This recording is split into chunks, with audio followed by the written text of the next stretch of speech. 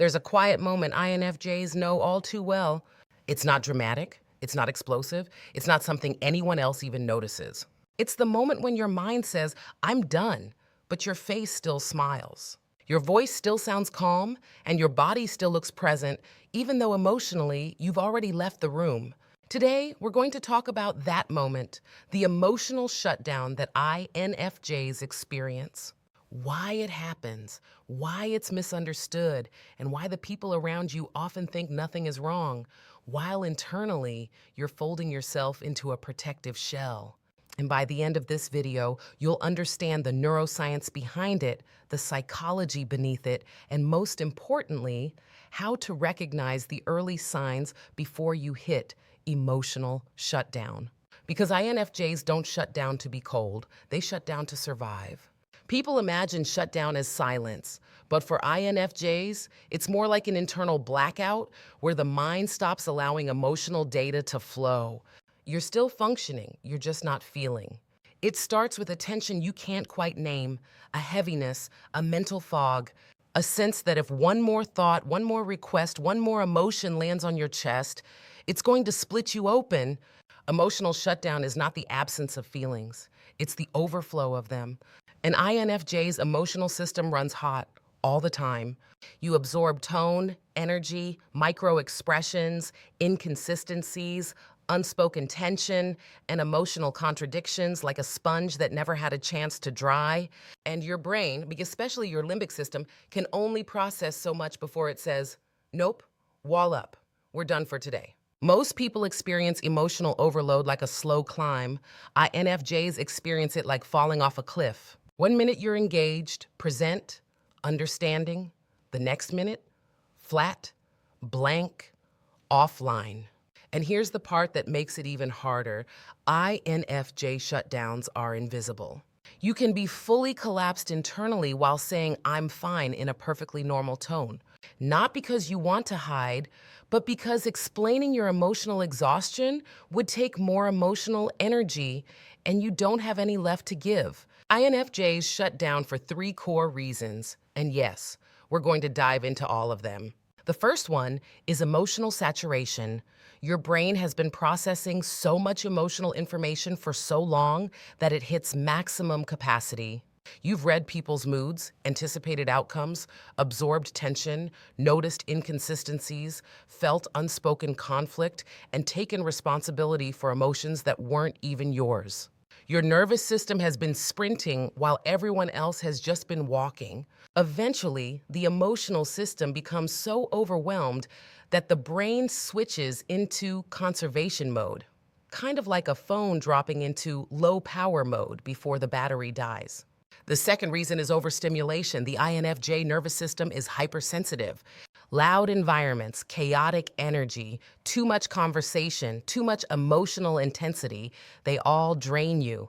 And when your sensory and emotional systems overload at the same time, shutdown becomes inevitable. Think of it this way. Emotional shutdown is your brain hitting the reset button because everything is coming in too strongly, too quickly, and too deeply. The third reason is boundary violation, both subtle and overt. INFJs will tolerate discomfort for a long time. We adjust ourselves to keep the peace. We soften ourselves to make others comfortable. We shapeshift to avoid conflict. But every time we force ourselves to endure something emotionally draining without honoring our limits, the emotional system takes the hit. And eventually, it collapses. Shutdown is the body's way of saying, you didn't protect yourself, so I'm stepping in. Here's where it gets interesting. The prefrontal cortex, the rational center of the brain, goes strangely calm. Emotional processing slows or stops. You become quieter, more distant, more logical, more observant. You switch from feeling mode into analysis mode. This is why INFJs during shutdown appear cold, distant, detached, or robotic. You're not emotionless. You're protecting your emotions by temporarily disconnecting from them. And because INFJs are so private, shutdown can look incredibly composed. On the outside, you look functional. On the inside, you've pulled the blinds down and locked the door. Let's talk about a moment every INFJ knows well. The conversation where someone keeps talking, keeps sharing, keeps venting, and you keep nodding. But inside, You've gone completely numb, not because you don't care, but because you cared too deeply for too long. Emotional burnout is cumulative. Shutdown is the final stage. Shutdown is also triggered by one more thing, something almost no one talks about: emotional contradiction. When someone's words don't match their energy, their face doesn't match their tone, or their intentions don't match their actions, an INFJ's internal system scrambles. Your mind tries to reconcile the mismatch. Your intuition tries to fill in the blanks. Your empathy tries to absorb the truth. Your logic tries to keep you grounded. Eventually, the conflict becomes too much and the brain shuts off the emotional channel to prevent overwhelm. That's why INFJs can suddenly get quiet around inauthentic people. Their brain detects a pattern that feels unsafe. Shutdown is not withdrawal, it's self-preservation. One thing INFJs rarely admit is that shutdowns come with guilt. You worry you're disappointing people, you worry you're being too quiet, you worry someone will take it personally. But INFJ shutdown is never about rejecting people, it's about protecting yourself from emotional collapse. Now here's the part that will probably hit you hardest.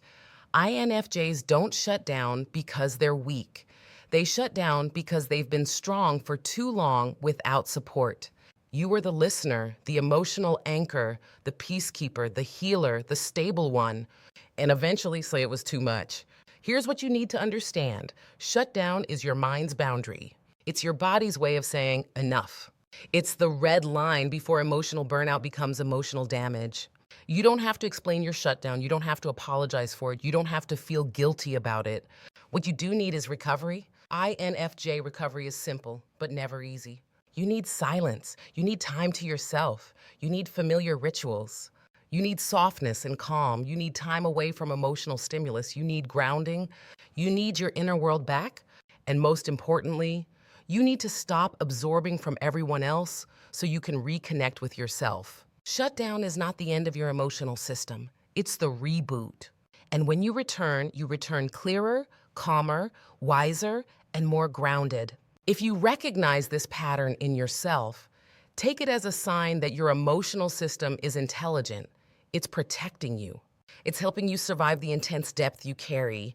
You aren't broken, you aren't cold, and you aren't shutting people out. You're shutting chaos out so you can come back whole. And if you want to understand your INFJ mind on a deeper level, the neuroscience, the psychology, the emotional architecture, subscribe, join the series, and grab your copy of Inside the Mind of an INFJ, available now on Amazon. Because INFJs don't just feel deeply, they understand deeply. And the more you understand yourself, the less you'll mistake your protection for isolation.